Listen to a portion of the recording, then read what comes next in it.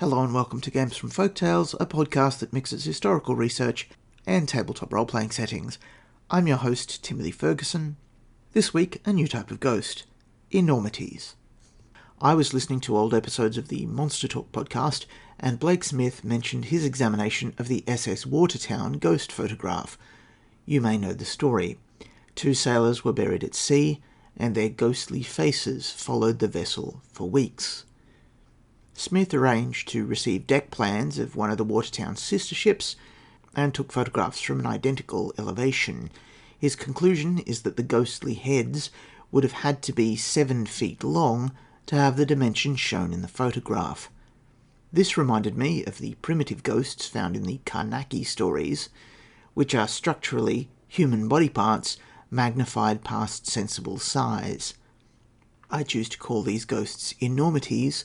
The word means out of the normal in both the moral and corporeal senses. The following excerpt from one of the Carnacki stories, perhaps the most famous one, called The Whistling Room, was recorded into the public domain through the LibriVox project by a reader who just signs themselves as PEAC. Whoever they are, thanks very much. Presently I had my face above the sill and was looking in along with the moonlight. Of course the queer whistling sounded louder up there, but it still conveyed that peculiar sense of something whistling quietly to itself. Can you understand? Though for all the meditative lowness of the note, the horrible gargantuan quality was distinct. A mighty parody of the human, as if I stood there and listened to the whistling from the lips of a monster with a man's soul. And then, I saw something. The floor in the middle of the huge empty room was puckered upward in the center into a strange, soft-looking mound, parted at the top into an ever-changing hole that pulsated in that gentle hooning. At times, as I watched, I saw the heaving of the indented mound gap across with a queer inward suction, as if with the drawing of an enormous breath. Then the thing would dilate and pout once more to the incredible melody. And suddenly, as I stared dumb, it came to me that the thing was living.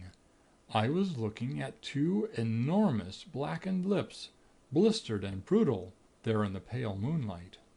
Abruptly they bulged out to a vast pouting mound of force and sound, stiffened and swollen and hugely massive and clean-cut in the moonbeams, and a great sweat lay heavy on the vast upper lip. In the same moment of time the whistling had burst into a mad screaming note that seemed to stun me even where I stood outside of the window. And then the following moment I was staring blankly at the solid, undisturbed floor of the room. A smooth, polished stone flooring from wall to wall, and there was absolute silence. An enormity takes the form of a grossly oversized human body part, or tool. Many Gothic authors have gigantic mailed fists, helmets, and candle flames in their stories. They're easier to design than conventional ghosts because their final business is simple, they express a single emotion, they generally have only one characteristic, and their skill set is narrow. Their suite of supernatural powers is similarly limited. Most can only call their victims and then harm them. To create an enormity, first decide on a personality trait. This drives the enormity to act. It then usually has one important characteristic. Carnacki faces an enormous hand that taps on walls to summon people and then crushes them. It batters against his mystical protection, so it has a strength score, but doesn't need anything else. The Watertown ghosts need presence, but nothing else. The jester's lips, in the story just quoted, can communicate, but have no physical attacks. Then choose a small smattering of abilities. The supernatural abilities of the enormity tend to be simple. They have all the powers of magic spirits, as outlined in Realms of Power magic. Some depend on purely physical force to cause harm, and others have a single power which allows them to express their personality trait.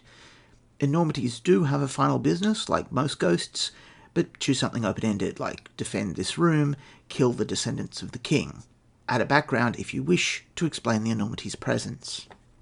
If you use a point-balanced design system, like the standard one for Ars Magica, then enormities, because they are so narrowly focused, tend to become glass cannons. That is, they can do a great deal of damage if a victim falls into their area of power, but they aren't able to defend themselves from a suitably prepared player character.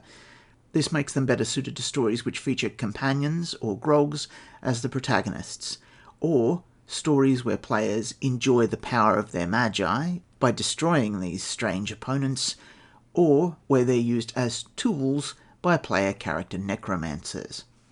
Beyond that, one quick story idea that I'd like to add is I'd like it that if you assembled enough enormities together, you might be able to make them into a greater spirit, like something from the Hall of Heroes. How do you collect immaterial treasures that are trying to murder you? In the notes on the blog, there will be stats for some enormities. Next week, a short episode on proportionality bias and its role in the creation of fairy stories.